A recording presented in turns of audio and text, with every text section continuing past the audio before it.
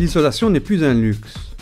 Il devient incontournable vu la hausse des prix du chauffage et des changements climatiques. Plus de 20% de la chaleur d'une habitation s'échappe par les murs. Les murs sont la deuxième source de perte de chaleur après la toiture. Il est conseillé de viser une résistance thermique de 2,5 à 4 m² Kelvin par watt.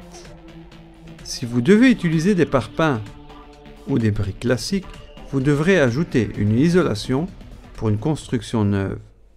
En revanche, l'utilisation de matériaux isolants permet d'éviter l'ajout d'une isolation supplémentaire.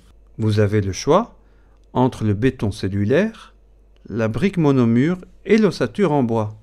Isoler par l'extérieur est la solution la plus efficace et la plus pratique. Elle permet ainsi d'éviter les ponts thermiques et d'utiliser le mur pour stocker la chaleur. On parle alors d'utiliser l'inertie thermique du mur. Une lame d'air permettant l'évacuation de l'eau. Par ailleurs, le pouvoir isolant des matériaux humides diminue sensiblement.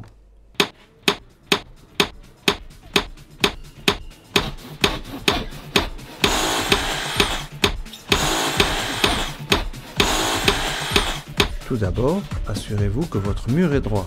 Les murs sont droits. Nous pouvons les utiliser comme repère. Une fois la première plaque posée, on s'assure qu'elle soit bien de niveau. On peut commencer à percer directement. On place le système de fixation mécanique fourni en général par le fabricant.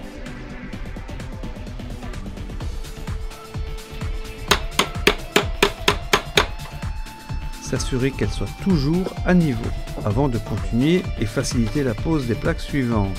On trace pour une découpe parfaite et on découpe à la scie aiguille. N'hésitez pas à donner un petit coup.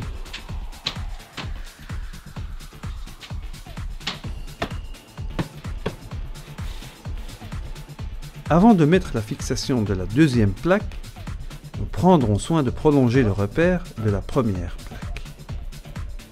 L'idéal, c'est de décaler les plaques de cette manière, comme en maçonnerie traditionnelle. Une fois la première ligne posée, les panneaux suivants s'emboîtent facilement. Vous obtiendrez ainsi une isolation parfaite par l'extérieur. Une économie d'énergie qui vous permettra de partir plus souvent au soleil et de retrouver cette même chaleur chez vous.